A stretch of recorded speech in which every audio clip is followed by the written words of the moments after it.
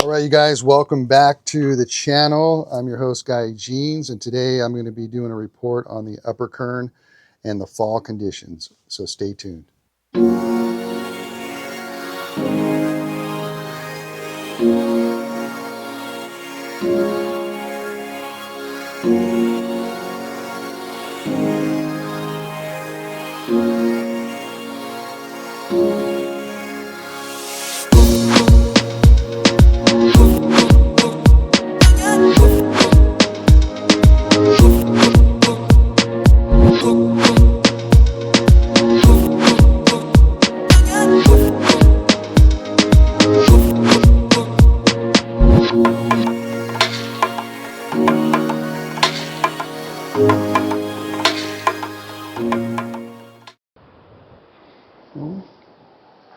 It's running. Just try not to slip.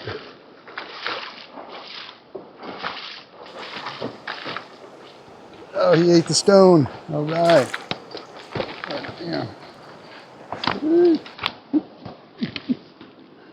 See what happens here. Yeah, wild. Kern River rainbow. 40. All right. Now let's put the drone up.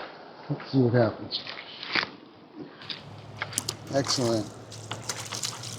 Kern River rainbow. Double jai. Beautiful. Wild fish. Woohoo! All right. Good stuff. All right, let's go. All right, so I got my little temperature gauge here. I'm going to laser the water just to see what the temperature is real quick. Let's check it out.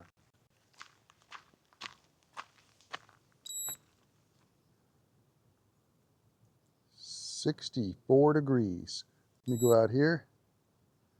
Come down here. 63. Yeah, so it's roughly about 63 degrees. So technique. So the technique I was using a big dry fly and 2 droppers. And, I wasn't fishing very deep. I had about a 3-foot piece of 5X tippet off the middle of my chest. I just kind of measure that way. And then I tie on my first fly, and then I'll tie on off a tag. I'll tie on a second fly, just roughly about, 18 inches below that. I'll have another fly. So I'm fishing 3 flies. But the big one, the red fuzzy wuzzy, kind of an attractor pattern, and the fish will actually come up and eat that every once in a while. And so I like to use that pattern. But super typical, super easy fishing, and just a lot of fun. The river looks amazing. It's flowing about 250 or so above the Fairview Dam. That's where I am right now. Water clarity is, it has a little tinge to it, but you can see the bottom and that sort of thing. Looks gorgeous. Water temperature, like I said, is 62, 63 degrees in there, and we should have good fishing through the rest of November. And so hopefully I'll see you guys out on the water. Equipment. All right, so the gear that I use a 9-foot 5-weight Sage rod, and I use an R8, and it's a great rod to use. It's one of the most top of the line rods out there. It's a Sage R8. We sell them in the shop, and if you guys ever want to cast one and see what they feel like, they're great. I'm using a Fish Pond vest, which I just started to use. I love this thing.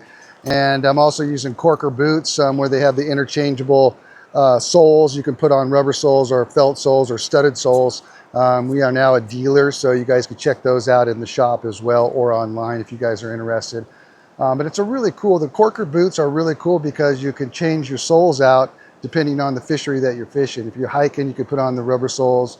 If you're wading really slippery, you can put on some felt with studs, that sort of thing. So, or if you want to get into a drift boat, most guys don't want you wearing studs, so you can change the soles out to rubber or just felt by themselves too. So great gear to have. So there you have it. There's the gear that I'm wearing right now. All right, hatches. Caddis hatch late in the evening, right before dark. You're going to see a really beautiful caddis hatch. The fish are coming up, especially the wild fish.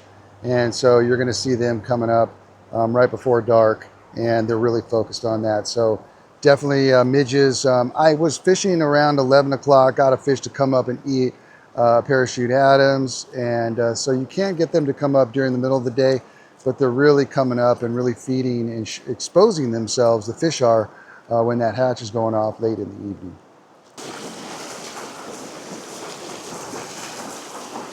Got him. Nice. Little wild guy.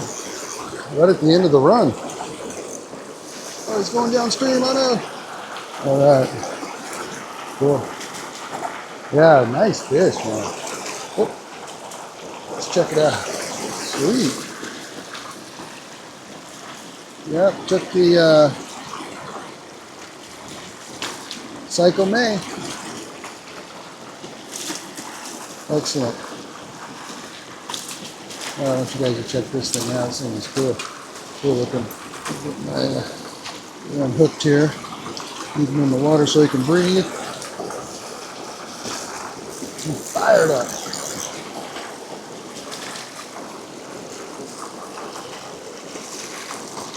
So we're kind of at that time of year where people are asking, should I be wearing waders?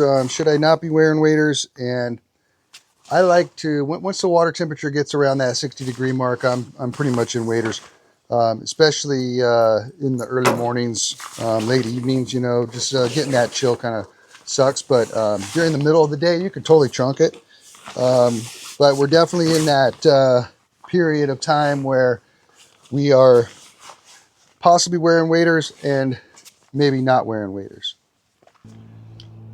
All right, you guys, so I just wanted to give you a quick update for the lower Kern fishing report. So the water is clear from Lake Isabella Dam down to Hobo Campground. So got a good stretch through there that you can fish, but from Hobo down, the water's a little bit murky. So just keep that in mind when you're floating or checking out the river. And the fun continues. Oh my gosh, look at this smallmouth, man. I mean, have you guys ever caught a smallmouth on a fly? It's pretty incredible. They fight really hard. They fight harder than trout, if you can believe that. So we have them down here in the lower Kern, and I'm just having a blast. I've been fishing down here, really exploring new water, floating new water. I got my boat right here, as you guys can see, and I'm floating all kinds of different water. Like I was saying earlier, the water from basically the dam, Lake Isabella Dam, down to Hobo is clear. And then that little creek coming in by Hobo is muddied up from the fire they had up in that canyon up there. And so from there down, we had some storms, and it's kind of muddy from there down to Bakersfield. So just an FYI. All right, let's off to the next one. All right, continuing the fun here. Largemouth on the fly. It's so fun, man. I love this down here. I'm going to show you guys right here. This is a mini game changer. This is what I was using. This is the sinking leader that I was using. And I was just casting right out here and casting towards the shore. And I'll cast towards the shore and then let my fly sink down with the contour of the bank. So the bank's going to kind of go like this. And so I'll let my fly kind of follow that down and give it some strips, and that's how I got that guy. So on the lower Kern, I'm floating around. You can look behind me there, just beautiful bass country. Caught this largemouth just now, super fun. And I was using a sinking leader. If you guys check those out in our shop on our online store. And I was using an olive bugger, a basic olive bugger, and that sinking leader gets it down, and I got it down right behind some of the slow areas, right behind some rocks, and boom, nailed that guy. So a really fun way to fish the lower Kern is floating it in certain sections when the water's low, and that's what I'm doing right now. It's one of my favorite places to fish on the whole stretch between the upper Kern, the South Fork, and the lower Kern. I love fishing the lower Kern for bass. It's my favorite. And a lot of people are getting turned on to it, which is cool. All right, let's go on to the next one. when you guys get a chance, go over to fishthewestfilms.com and check out that website. That's a new project I've been working on. I've been traveling all around California fishing with different anglers and experiencing their fisheries. And it's fishthewestfilms.com. Make sure you subscribe to their YouTube channel as well. We're putting out an episode a month. And so definitely check that out. It's a lot of fun. All the different and diverse areas that you can fish in California: striped bass, saltwater species, warm water species, carp, trout, everything that you can fly fish for in California. And that's what we're starting out the first season with. So fishthewestfilms.com, check it out. Hey, so if you guys haven't already subscribed, make sure to hit that subscribe button. There's about 25,000 of you watching the channel, and there's almost 7,000 that have subscribed. So there's a lot of you that haven't subscribed, and it's really appreciated that you do. It helps me grow the channel, and it's much appreciated. So subscribe if you can. Hey, I want to thank you guys for watching. I'm Guy Jeans, and we'll see you guys here next time on the Kern River Fly Shop Fishing Report.